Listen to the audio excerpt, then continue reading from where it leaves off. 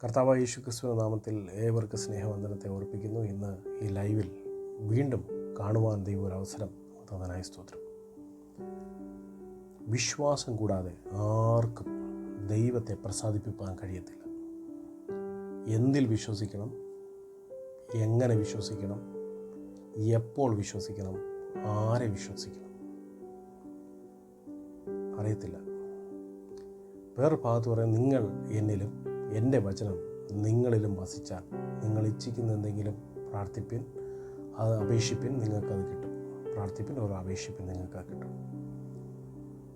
പലപ്പോഴും അപേക്ഷിച്ച് നോക്കി ഒന്നും കിട്ടിയില്ല.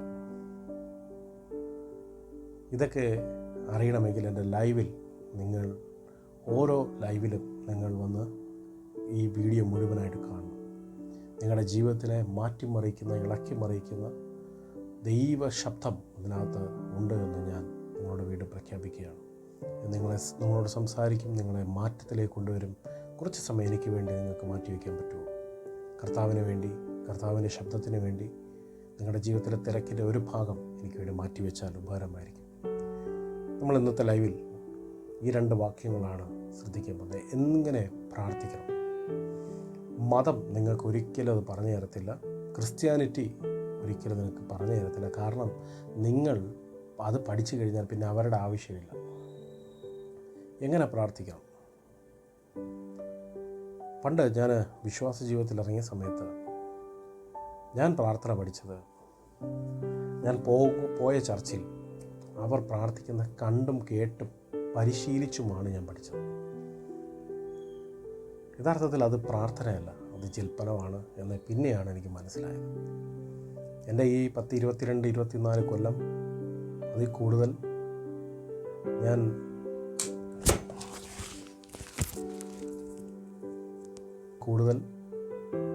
ഞാൻ 10-13 കൊല്ലങ്ങൾ ഞാൻ പ്രാർത്ഥിക്കാനും ആരാധിക്കാനും, എന്തിനേറെ പറയുന്നു, എല്ലാം പരിശീലിച്ചതാണ്. എൻ്റെ ജീവിതത്തിൽ പാഴായിപ്പോയ നാളുകളാണ് അതൊക്കെ. എന്നാൽ ഞാൻ നിങ്ങളോട് ഇന്ന് സംസാരിക്കുന്നത് ക്രിസ്തുവിൽ എങ്ങനെ നമുക്ക് മെഡിറ്റേഷൻ ചെയ്യാം. ഞാൻ ആദ്യം പറഞ്ഞ 2 വാക്കുകൾ, വിശ്വാസം കൂടാതെ ആർക്കും ദൈവത്തെ പ്രസാദിപ്പിക്കാൻ കഴിയത്തില്ല. എന്തിനെ വിശ്വസിക്കണം, എങ്ങനെ വിശ്വസിക്കണം ഒന്നും അറിയത്തില്ല. ഞാൻ നിങ്ങളുമായി ഷെയർ ചെയ്യാൻ ആഗ്രഹിക്കുന്നത് ദൈവവുമായിട്ട് എങ്ങനെ കണക്റ്റഡ് ആകാം എന്നതാണ്. ഞാൻ ആദ്യം മനസ്സിലാക്കേണ്ടത്, പെട്ടെന്നൊരു ദിവസം കൊണ്ട് നിങ്ങൾക്ക് കണക്റ്റ് ആകാൻ പറ്റത്തില്ല. നിങ്ങൾക്ക് കണക്റ്റ് ആകണമെങ്കിൽ ദിവസങ്ങൾ നിങ്ങൾ ട്രെയിൻ ചെയ്യണം. കാരണം നിങ്ങൾ ആ ഒരു തലത്തിൽ ജീവിക്കാത്ത ആൾക്കാരായതുകൊണ്ട് നമ്മുടെ പാസ്റ്റർമാർ പഠിപ്പിച്ചു തരുന്ന പ്രാർത്ഥനകൾ, അച്ഛന്മാർ പഠിപ്പിച്ചു തരുന്ന പ്രാർത്ഥനകൾ, ഇതൊക്കെ യഥാർത്ഥത്തിൽ ജൽപ്പനങ്ങളാണ്. നമ്മൾ പ്രാർത്ഥിക്കുന്നത് എങ്ങനെയാണ്? നമ്മൾ പ്രാർത്ഥിക്കുന്നത്, കർത്താവേ എൻ്റെ മകൻ്റെ രോഗം മാറ്റിത്തരണം, എൻ്റെ മകളുടെ കല്യാണം നടത്തി തരണം, എൻ്റെ മകൻ ഇത്രാം വയസ്സിൽ ഗൾഫിൽ പോവുകയാണ്, ഇത്ര നാളിൽ പോവുകയാണ്, അവനെ ഒന്ന് സൂക്ഷിക്കണം, എൻ്റെ ജോലിയെ, ഇതെല്ലാം നമ്മൾ അങ്ങോട്ട് പറഞ്ഞു കൊടുക്കുകയാണ് ദൈവത്തിന്. ദൈവം എന്താ ഊമ വിഗ്രഹമാണോ പറഞ്ഞു കൊടുക്കുക? സത്യം പറയാൻ നമുക്ക് പ്രാർത്ഥിക്കാൻ അറിയത്തില്ല, നമ്മൾ ജൽപ്പനം ചെയ്യുകയാണ്. ഞാൻ ചില വേർഡ്സുമായിട്ട് നിങ്ങളെ കണക്ട് ചെയ്യാൻ ആഗ്രഹിക്കുന്നു. ഹിബ്രു അല്ലെങ്കിൽ ഹെബ്രായർ എഴുതിയ ലേഖനം 11:6 പറയുന്നു, വിശ്വാസം കൂടാതെ ആർക്കും ദൈവത്തെ പ്രസാദിപ്പിക്കാൻ കഴിയത്തില്ല. അപ്പോൾ നമ്മൾ ഉടനെ പറയും, വിശ്വസിക്കണം. എന്ത് വിശ്വസിക്കണം? കിട്ടുമെന്ന് വിശ്വസിക്കണം. പിന്നെ നമ്മൾ വിശ്വസിക്കുന്ന എങ്ങനെ? അത് നടക്കും എന്നുള്ള വിശ്വാസം. ഇതൊന്നും അല്ല വിശ്വാസം. യേശുക്രിസ്തു ഉയർത്തെഴുന്നേറ്റ് പിതാവിൻ്റെ വലത്ത് ഭാഗത്തിരിക്കുന്നു എന്ന് തിരുവെഴുത്ത് പറയുന്നു. അങ്ങനെയാണെങ്കിൽ മരണമില്ലാത്തവനായി, അമർത്യനായി യേശു ഇരിക്കുന്നത് അങ്ങ് ദൂരെ എവിടെയെങ്കിലും ആകാശത്തിൻ്റെ വിധാനത്തിൻ്റെ മുകളിലിരുന്ന് ഭരിക്കുകയല്ല ചെയ്യുന്നത്. യേശു ഇരിക്കുന്നത് മനുഷ്യ ശരീരത്തിനകത്താണ്. കല്ലറയ്ക്കുള്ളിൽ വെച്ച് നടന്ന സംഭവം പിതാവും പുത്രനും പരിശുദ്ധ റൂഹായും ചേർന്ന് ആ ശരീരത്തെ ഉയർപ്പിച്ചു. എന്തിനാണ് ആ ശരീരത്തെ ഉയർപ്പിച്ചത്? ആ ശരീരത്തിനകത്താണ് ദൈവത്തിൻ്റെ മന്ദിരം എന്ന് കാണിക്കാനാണ്. ഇന്ന് നമ്മുടെ ശരീരത്തിൻ്റെ അകത്ത് ഉൾത്തളങ്ങളിൽ ദൈവം നിറഞ്ഞു നിൽക്കുകയാണ്. ദൈവത്തെ നിറഞ്ഞു നിൽക്കുകയാണ്. ഈ ദൈവത്തെ നമ്മൾ ദൈവത്തെ തിരിച്ചറിയാതെ നമ്മൾ ചെന്ന് പ്രാർത്ഥിക്കുകയാണ്, കർത്താവേ വേഗം വരണം. തെറ്റായ ഒരു ചിന്താഗതിയാണ്. നിങ്ങളുടെ ഉള്ളിൽ ക്രിസ്തുവുണ്ട്. നിങ്ങൾ ക്രിസ്തുവിൻ്റെ ശരീരത്തെയാണ് വഹിച്ചുകൊണ്ടിരിക്കുന്നത്. ക്രിസ്തുവിൻ്റെ ഉയർത്തെഴുന്നേൽക്കപ്പെട്ട ശരീരമാണ് നിങ്ങളുടെ ശരീരം.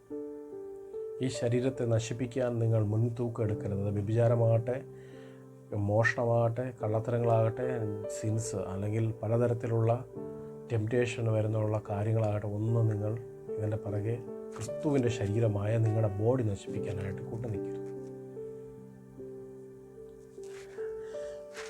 എന്താണ് മെഡിറ്റേഷൻ? നമ്മുടെ വീട്ടിലെ കാര്യങ്ങളും നമ്മുടെ കൊച്ചിൻ്റെ കാര്യങ്ങളൊന്നും പറഞ്ഞു കൊടുക്കുന്നതല്ല ദൈവത്തിന്, സംസാരിക്കുന്നതും പരാതി പറയുന്നതല്ല മെഡിറ്റേഷൻ. മെഡിറ്റേഷൻ എന്ന് പറയുന്നത് വിശ്വസിക്കാൻ, എന്ത് വിശ്വസിക്കണമെന്ന് ഞാൻ കൃത്യമായിട്ട് പറഞ്ഞുതരും. യോഹന്നാൻ 15:7 പറയുന്നു, നിങ്ങൾ എന്നിലും എൻ്റെ വചനം നിങ്ങളിലും വസിച്ചാൽ നിങ്ങൾ ഇച്ഛിക്കുന്ന എന്തെങ്കിലും അപേക്ഷിപ്പിനാൽ നിങ്ങൾക്ക് കിട്ടും. നിങ്ങൾ എന്നിൽ വസിക്കണം, എൻ്റെ വചനം നിങ്ങളിൽ വസിക്കണം. യേശുക്രിസ്തു ഉയർത്തെഴുന്നേറ്റ് നമ്മുടെ ഉള്ളിൽ പാർത്തുകൊണ്ടിരിക്കുകയാണ്. നമ്മൾ പുത്രന്മാരാകേണ്ടതിന് നമ്മുടെ ഉള്ളിൽ പാർക്കുകയാണ്. ശ്രദ്ധിച്ച് കേൾക്കണം.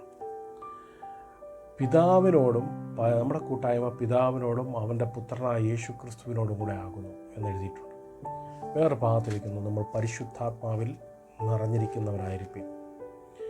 ഈ 3 വാക്യങ്ങളും കണക്ട് ചെയ്താൽ പിതാവിൻ്റെ കരങ്ങളിലേക്ക് നമ്മളെ കരത്തെ പിടിച്ചിട്ട് പരിശുദ്ധാത്മാവിൻ്റെ കരത്തിലേക്ക് പിടിക്കുന്ന ഇമാജിൻ ചെയ്ത്, അല്ലെങ്കിൽ ആ സത്യത്തിലേക്ക് നമ്മൾ വിശ്വസിച്ചുകൊണ്ട് നമ്മൾ പുത്രനാണ്, യേശുക്രിസ്തുവാണ് എന്നിൽ വസിക്കുന്നത്, അപ്പം ഞാൻ പുത്രനാണെന്നുള്ള ബോധത്തിൽ ഇവരുടെ കരങ്ങളിലേക്ക് നിങ്ങൾ പിടിച്ചാൽ യേശുക്രിസ്തു എന്ന പുത്രൻ്റെ സ്ഥാനത്തേക്ക് നിങ്ങളുടെ ശരീരം ഗ്ലോ ആകുന്നതും നിങ്ങൾ മെൽറ്റ് ആകുന്നതും നിങ്ങളുടെ ലൈഫിലുള്ള എല്ലാ പ്രോബ്ലംസും അഴിഞ്ഞു പോകുന്നതും നിങ്ങൾക്ക് അനുഭവിപ്പാനായിട്ട് കഴിയും.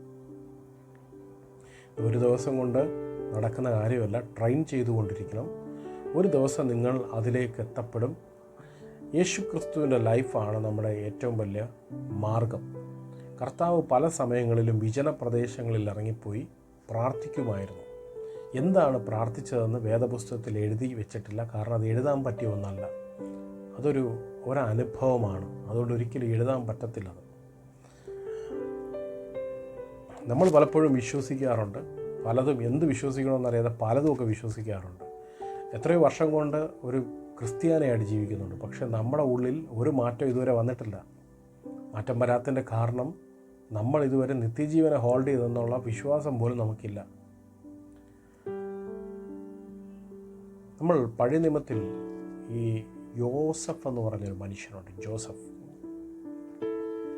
ജോസഫിൻ്റെ ഒരു പ്രശ്നം, യോസഫ് റാഹേലിൻ്റെ 2 മക്കളിലായ മൂത്തവനാണ്. യാക്കോബാണ് അവൻ്റെ പിതാവ്. ഈ യോസഫിനെ കുറിച്ച് ഞാനിങ്ങനെ ഒരു കമൻട്രി വായിച്ചത്, യോസഫ് എപ്പോഴും അപ്പൻ്റെ കൂടെ ആയിരുന്നു. അപ്പൻ എവിടെ ഉണ്ടോ അവൻ അവിടെ ഉണ്ട്. അപ്പൻ്റെ ഇഷ്ടപുത്രനായിരുന്നു യോസഫ്. അത് കഴിഞ്ഞ് ബെന്യാമിൻ. യോസഫിൻ്റെ ഒരു പ്രശ്നം, യോസഫ് രാവിലെ അപ്പൻ്റെ കൂടെ ഇരിക്കും, വൈകിട്ട് അപ്പൻ്റെ മാറി ചാരിയിരിക്കും. അപ്പൻ്റെ മാറി ചാരി ഉറങ്ങുന്നൊരു മകൻ. യോസഫിന് അവനോട് ഭയങ്കര പ്രിയമായത്. അവന് നിലേഖി കൊടുത്ത കഥയൊക്കെ നമുക്കറിയാം. പല കളറുള്ള ഒരു വസ്ത്രം അവന് കൊടുത്തു. അതിനെക്കുറിച്ച് ഒരുപാട് റെവലേഷൻ പറയാനുണ്ട്. പല കളർ വസ്ത്രം എന്ന് പറഞ്ഞാൽ യേശുക്രിസ്തുവിൻ്റെ റിസറക്ഷൻ മുതൽ എല്ലാ കളേഴ്സും അതിനകത്തുണ്ട്. അപ്പോൾ നിലയങ്കി കൊടുത്തു. അപ്പോൾ ഈ യോസഫ് എന്ന് പറയുന്ന മനുഷ്യൻ പിതാവിൻ്റെ അടുക്കൽ ചാരിയിരുന്ന് കേട്ടത് എങ്ങനെ പണം ഉണ്ടാക്കണമെന്നോ, എങ്ങനെ രാജ്യം പിടിച്ചെടുക്കണമെന്നോ, എങ്ങനെയാണ് എല്ലാവരെയും വശത്താക്കണമെന്നൊന്നുമല്ല. തനിക്ക് ബഥേലിൽ വെച്ചുണ്ടായ എൻകൗണ്ടർ, തനിക്ക് തൻ്റെ ജ്യേഷ്ഠൻ കൊല്ലാൻ വന്നപ്പോൾ ആ നദിക്കരയിൽ വെച്ച് തനിക്കുണ്ടായ എൻകൗണ്ടർ, അത് എങ്ങനെയാണ് ദൈവത്തോട് നമുക്ക് ചേർന്നിരിക്കാമെന്ന് ഒരപ്പൻ മാതൃക കാണിച്ചു കൊടുക്കുന്ന ഒരു മകന്. നിങ്ങൾക്കറിയാം യോസഫിൻ്റെ ലൈഫ്. യോസഫ് മിസ്രൈമിൻ ദേശത്തേക്ക് പോയി. യാക്കോബ് 30 വയസ്സായപ്പോൾ തൻ്റെ അമ്മായിയപ്പൻ്റെ അടുക്കലേക്ക് പോയി. യോസഫ് 30 വയസ്സായപ്പോൾ മിസ്രൈമിലേക്ക് പോയി.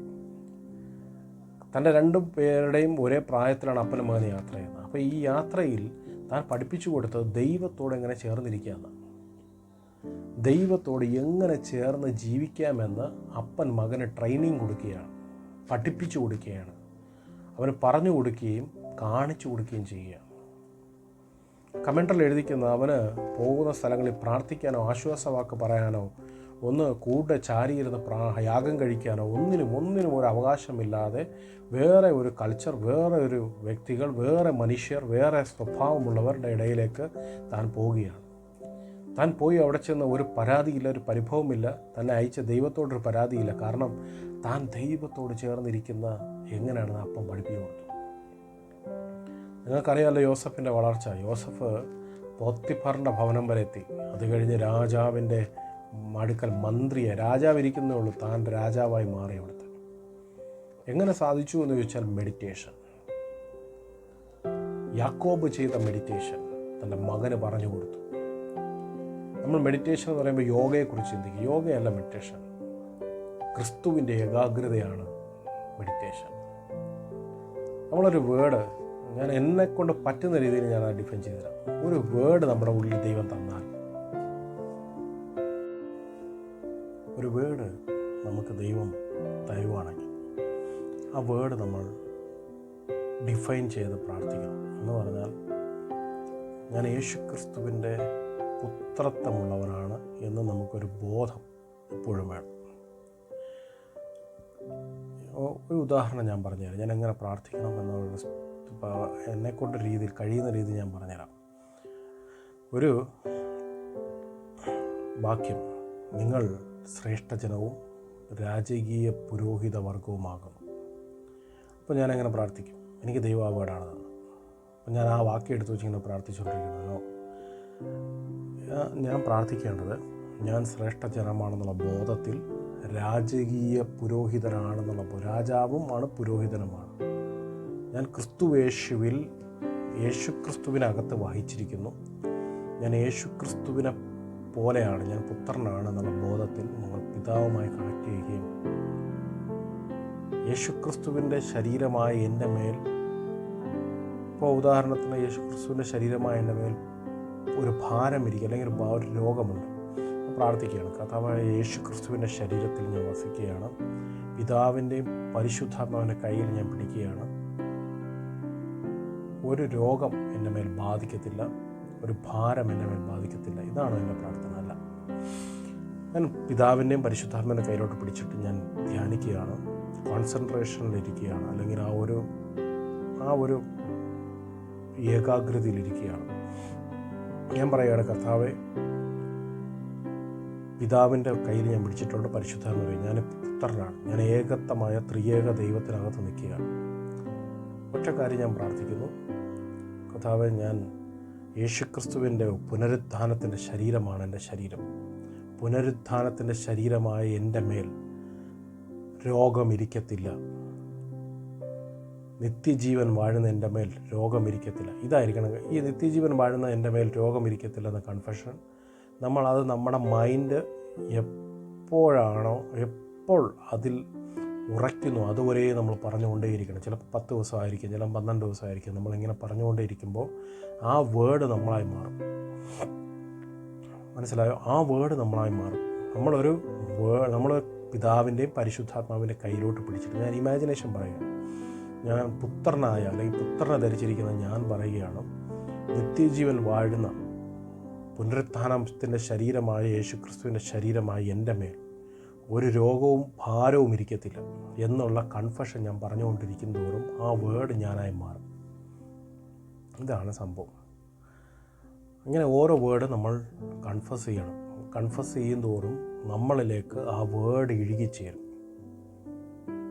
എപ്പോഴും നമുക്ക് ദൈവവുമായിട്ട് കണക്ട് ചെയ്യാൻ പറ്റും. നമ്മുടെ ജീവിതത്തിൽ പ്രതിസന്ധി വരുമ്പോൾ ദൈവവുമായിട്ട് കണക്ട് ചെയ്യാൻ പറ്റും. ഉദാഹരണത്തിന് ഞാൻ പറഞ്ഞുതരാം. യേശുക്രിസ്തുവിനെക്കുറിച്ച് നമ്മളൊന്ന് എടുത്താൽ, കർത്താവ് എപ്പോഴും പറഞ്ഞ ഞാൻ ദൈവത്തിൻ്റെ പുത്രനാണ്, ദൈവത്തിൻ്റെ പുത്രനാണ്, ദൈവപുത്രനാണ് ഞാൻ. ഈ ഒരു 12 വയസ്സ് മുതൽ 30 വയസ്സിലുള്ള തന്നെ കൺഫെഷനാണ് യോർദാൻ്റെ കരയിൽ ചെന്നപ്പോൾ തിരിച്ച് ഇത് ദൈവത്തിൻ്റെ പുത്രനാണെന്ന് തിരിച്ച് സ്വരം പിതാവിൽ നിന്നുണ്ടായത്. അപ്പോൾ നമ്മൾ അങ്ങോട്ട് പറയുന്ന വേർഡ് നമ്മളിലേക്ക് നമ്മളായി മാറുമ്പോഴാണ് രണ്ടാമത്തെ വാക്യം കറക്റ്റാണ്. യോഹന്നാൻ സുവിശേഷം 15:7 നിങ്ങൾ എന്നിലും എൻ്റെ വചനം നിങ്ങളിലും വസിക്കണം. ദൈവം തരുന്ന വേർഡിനെ, അല്ലെങ്കിൽ ആ വചനത്തെ, വചനമെന്ന് പറഞ്ഞാൽ ക്രിസ്തുവാണ്. വചനത്തെ, ഈ ബൈബിളിലുള്ള വാക്യമല്ല വചനം എന്ന് പറഞ്ഞാൽ ക്രിസ്തുവാണ്. ക്രിസ്തുവിനെ നിങ്ങൾ ഹോൾഡ് ചെയ്തിട്ട് നിങ്ങൾ എന്തെങ്കിലും അപേക്ഷിച്ചാൽ അതെന്ത് ചെയ്യണം? നിങ്ങൾ എന്നിലാകണം. ഞാൻ നേരത്തെ പറഞ്ഞോളാം, നിങ്ങൾ എന്നിലാകണം. അത് വേർഡാണ്. ദൈവം ഒരു വേർഡ് തരികയാണ്. ആ വേർഡ്, എൻ്റെ വചനം നിങ്ങളിലും വസിക്കണം. ആ വേർഡിനകത്ത് നമ്മൾ ഇഴുകിച്ചേരുന്നത് ഈ സംഭവമാണ്, മെഡിറ്റേഷനാണ്. യേശുക്രിസ്തു വിജനമായി പല സ്ഥലങ്ങളിൽ മർക്കോസ് വിശേഷത്തിൽ എഴുതിയിട്ടുണ്ട്. അതിൻ്റെ 1:35 ഇരുട്ടുള്ളപ്പോൾ തന്നെ അവൻ അതികാലത്ത് എഴുന്നേറ്റ് നിർജ്ജന പ്രദേശത്ത് പോയി വാങ്ങിപ്പോയി പ്രാർത്ഥിച്ചു എന്ന്. വേറൊരു ഭാഗത്ത് മത്തായി സുവിശേഷം 6:6 എഴുതിയിരിക്കുന്നു, നിങ്ങൾ ജാതികളെപ്പോലെ കപടഭക്തിക്കാരാകരുത്. പള്ളികളിലും തിരുക്കോണുകളിലും നിങ്ങൾ പ്രാർത്ഥിക്കരുത്. നിങ്ങൾ എന്ത് ചെയ്യണം? ഒരു മുറിയിൽ കയറി കതകടച്ച് രഹസ്യത്തിൽ കാണുന്ന പിതാവിനോട് പ്രാർത്ഥിക്കണം. നമ്മൾ വായിച്ച ഉടനെ നമ്മൾ എന്ന മുറിയിൽ തുറന്ന് കതകടച്ച് രഹസ്യത്തിരിക്കുന്ന പിതാവിനോട് പ്രാർത്ഥിക്കും. എന്ത് പ്രാർത്ഥിക്കും? പഴയ പല്ലവി തന്നെയാണ്. മുറി എന്ന വാക്കിന് കൊടുത്തിരിക്കുന്ന ടാമിയോൺ അല്ലെങ്കിൽ ഇന്നർ പ്ലേസ് എന്നാണ്. യഥാർത്ഥത്തിൽ യേശുക്രിസ്തു പറഞ്ഞത് നിങ്ങളുടെ ഹൃദയം എന്ന മുറിയെക്കുറിച്ചാണ്. ഒരുപാട് അറകളുള്ള, ഒരുപാട് ചിന്തകളുള്ള, ഒരുപാട് ദോഷങ്ങൾ ചിന്തിക്കുന്ന ആ മുറിയെല്ലാം മാറ്റി വെച്ചിട്ട് നിങ്ങൾ ഏകാഗ്രമായി ആ മുറിയെ ബൈൻഡ് ചെയ്തിട്ട് ദൈവത്തിന് മുമ്പാകിരിക്കണം, വേർഡുമായിട്ടിരിക്കണം. രണ്ടാമത് പറയുന്നു ഹാവിങ് ഷട്ട്, അല്ലെങ്കിൽ അടയ്ക്കുക, ക്ലോസ് ടു യുവർ ഡോർസ് എന്നാണ്. അതിൻ്റെ പ്രൊനൗൺസിയേഷൻ ടക്കോയ എന്നാണ്. എന്ന് പറഞ്ഞാൽ നിങ്ങളുടെ വാതിലിൻ്റെ വാതായനങ്ങൾ, നിങ്ങളുടെ അകത്തോട്ട് കയറി വരുന്ന എല്ലാ ചിന്തകളെയും ബ്ലോക്ക് ചെയ്യുക. എന്നിട്ട് നിങ്ങൾ നിർജ്ജന പ്രദേശത്ത് ദൈവവുമായിട്ട് ഒരു മെഡിറ്റേഷനിലേക്ക് നിങ്ങൾ ഫോം ആകുക.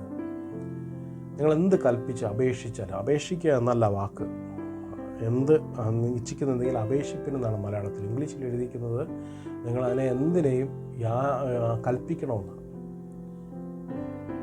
നിങ്ങൾ കൽപ്പിക്കണം. നിങ്ങൾ കൺഫസ് ചെയ്ത് കൽപ്പിക്കും തോറും അത് ഓപ്പണായി വന്നുകൊണ്ടേയിരിക്കും. ഞാൻ എൻ്റെ ലൈഫിൽ ഒരുപാട് പ്രാവശ്യം പ്രാർത്ഥിക്കുന്ന ഒരാളായിരുന്നു. പക്ഷേ ഇപ്പോഴും ഞാൻ മെഡിറ്റേഷൻ ചെയ്യാറുണ്ട്. യഹോവയുടെ ന്യായപ്രമാണം രാപ്പകൽ ധ്യാനിക്കുന്ന ഭാഗ്യവാനെന്ന 1-ാം സങ്കീർത്തനം. ധ്യാനിക്കുക എന്ന് പറഞ്ഞാൽ മെഡിറ്റേഷൻ ചെയ്യുക എന്നാണ്. നമ്മുടെ പ്രശ്നം, നമ്മൾ പ്രാർത്ഥിക്കാൻ പോവും, ധ്യാനിക്കത്തില്ല. വേർഡ് ധ്യാനിക്കണം. വേർഡ് ധ്യാനിക്കും തോറും നിങ്ങൾ വേറൊരു റലത്തിലേക്ക് പോകും. നിങ്ങൾ ഒരുങ്ങിപ്പോവുകയും നിങ്ങളിലുള്ള ക്രിസ്തു പുറത്തു വരികയും ചെയ്യും. നിങ്ങളുടെ ജീവിതത്തിൽ ഒരു പ്രോബ്ലം വരുമ്പോൾ, ഒരു പ്രശ്നം വരുമ്പോൾ പെട്ടെന്ന് ദൈവമായിട്ട് നിങ്ങൾ കണക്റ്റഡ് ആകും. നമ്മളിപ്പോൾ ഉദാഹരണത്തിന് രാവിലെ നമ്മൾ എഴുന്നേറ്റ് കഴിഞ്ഞാൽ പല്ല് തേക്കുക എന്നൊരു ശീലമുണ്ട്. ആരെങ്കിലും നമ്മൾ പറഞ്ഞു തരണം, നമുക്ക് തന്നെ തോന്നും പല്ല് തേക്കണം, ഇതിൻ്റെ പുറത്തിറങ്ങാവും. കാരണം ശീലമായി. ഇതുപോലെ ദൈവത്വം എന്ന് പറയുന്നത് നമ്മുടെ സെൽസിനകത്ത് ഇമ്മേഴ്സ്ഡ് ആകണം. ഒരു പ്രോബ്ലം വന്നു കഴിഞ്ഞാൽ നമ്മൾ ഓട്ടോമാറ്റിക്കായിട്ട് ദൈവമായിട്ട് കണക്റ്റഡ് ആകണം, ശീലമായി മാറണം. ആ ശീലം ഉണ്ടാക്കിയെടുക്കേണ്ടത് എന്നും പ്രാർത്ഥിച്ചല്ല, മെഡിറ്റേഷനിലൂടെയാണ്.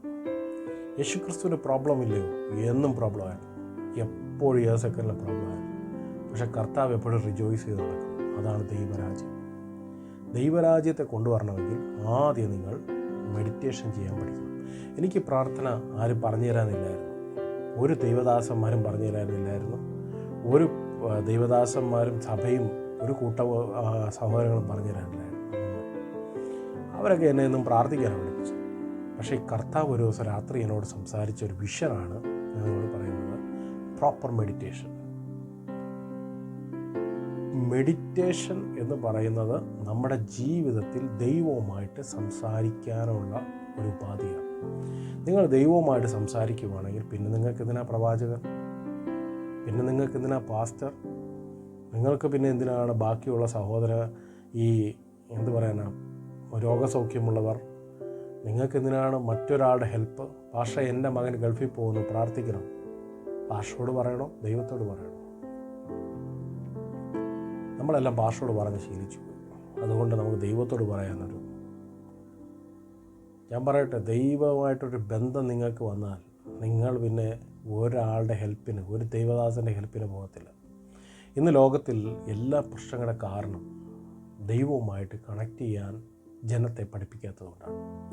പല വിദേശ രാജ്യങ്ങളിലും ക്രിസ്ത്യൻ മേഖല മുഴുവൻ അടച്ചുപൂട്ടിപ്പോയത്, ക്രിസ്ത്യാനിത്വം മുഴുവനും ദ്രവിച്ചു പോയത്, നശിച്ചു പോയത്, ഇവിടുത്തെ യൂത്തിനെ മുഴുവനും നശിപ്പിച്ച് കളഞ്ഞത് ഇന്നത്തെ ക്രിസ്തീയത്വമാണ്. കാരണം അവർ മതത്തെ ഉണ്ടാക്കി, ക്രിസ്തീയ മതം ഉണ്ടാക്കി വിൽക്കാൻ ശ്രമിക്കുന്നു. പൈസ ഉണ്ടാക്കാനും പ്രശസ്തി ഉണ്ടാക്കാനും സാമ്പത്തിക ഭദ്രതയ്ക്കും വേണ്ടി പലരെയും ചൂഷണം ചെയ്യുകയാണ്. കാരണം ആരെയും ദൈവവുമായിട്ട് കണക്ട് ചെയ്യുന്ന അവർക്ക് ഇഷ്ടമില്ല. ഞാൻ പറയട്ടെ, എൻ്റെ ഈ ലൈവിൽ നിങ്ങൾ കൂടെ ഇരിക്കുന്നെങ്കിൽ തുടർന്നുള്ള ദിവസങ്ങൾ കണക്റ്റഡ് വിത്ത് ഗോഡ്, അല്ലെങ്കിൽ എങ്ങനെ ദൈവവുമായിട്ട്, how can be connected with God എന്ന സീരീസ് നമുക്ക് വീണ്ടും ചെയ്യാം. ഒരു രാവിലെ എഴുന്നേറ്റ് പ്രഭാതത്തിൽ അല്ലെങ്കിൽ ജോലിയൊക്കെ കഴിഞ്ഞ് സ്വസ്ഥമായിരിക്കും. രാവിലെ ആകുമ്പോൾ ഫ്രഷാണ് മൈൻഡ്. നമ്മൾ കുറച്ചു നേരം ഒന്ന് മെഡിറ്റേഷൻ ചെയ്താൽ,